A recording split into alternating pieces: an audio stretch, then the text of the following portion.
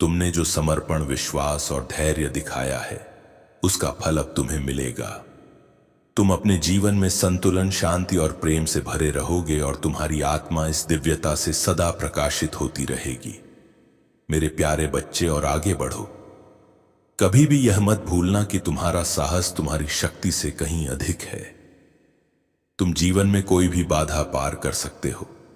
बस अपने भीतर महादेव की ऊर्जा महसूस करो और उसी के साथ आगे बढ़ो। तुमने जो संघर्ष झेला है वह अब समाप्त होने वाला है। घर में सुख और शांति की स्थापना होगी और तुम्हारे चेहरे पर एक नई आभा और आकर्षण दिखाई देगा। पहले की तरह आत्मविश्वास की कमी अब तुम में नहीं रहेगी।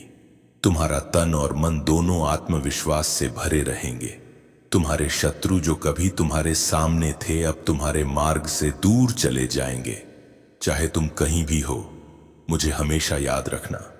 आज मैं तुमसे एक परीक्षा लूंगा और इसमें तुम सफल अवश्य होगे। परीक्षा का मतलब है जीवन में एक नया मोड़ आना। यदि परीक्षा तुमसे नहीं ली जाती तो तुम कभी भी आगे नहीं बढ़ सकते। यह याद रखना कि दूसरों का बुरा करके कभी किसी का भला नहीं हुआ। बुराई कभी किसी को विजय नहीं दिला सकती। यदि तुम किसी का बुरा करके खुशी महसूस करते हो तो वह खुशी क्षणिक होगी और बाद में तुम्हें अपनी गलती का एहसास होगा। तब तुम समझोगे कि तुम्हारे पास कुछ भी नहीं रहेगा और तुम्हारी गलती का समाधान भी तुम्हारे हाथ से निकल जाएगा। मेरे प्यारे बच्चे, अपने जीवन को पवित्र बनाओ और अपने भाई बहनों की सहायता करो, क्योंकि यही सच्चा मार्ग है। तुम्हें कभी भी हार मानने की आवश्यकता नहीं है। अपनी सभी चिंताओं, डर और बाधाओं को महादेव को सौंप दो और विश्वास के साथ आगे बढ़ो। महादेव ने तुम्हें शक्ति और शांति दी है और अब तुम उन सभी बाधाओं से बाहर निकल चुके हो।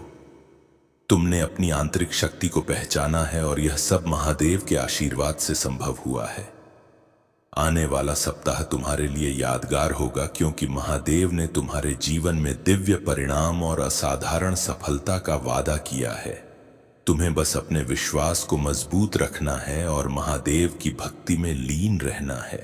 तुम्हारे जीवन में जो भी उतार चढ़ाव और चिंताएं आ रही हैं, वे सब महादेव की कृपा से समाप्त होने वाली हैं। तुम्हें इस बात की कोई चिंता करने की आवश्यकता नहीं है कि भविष्य में कोई विपत्ति तुम पर आ सकती है।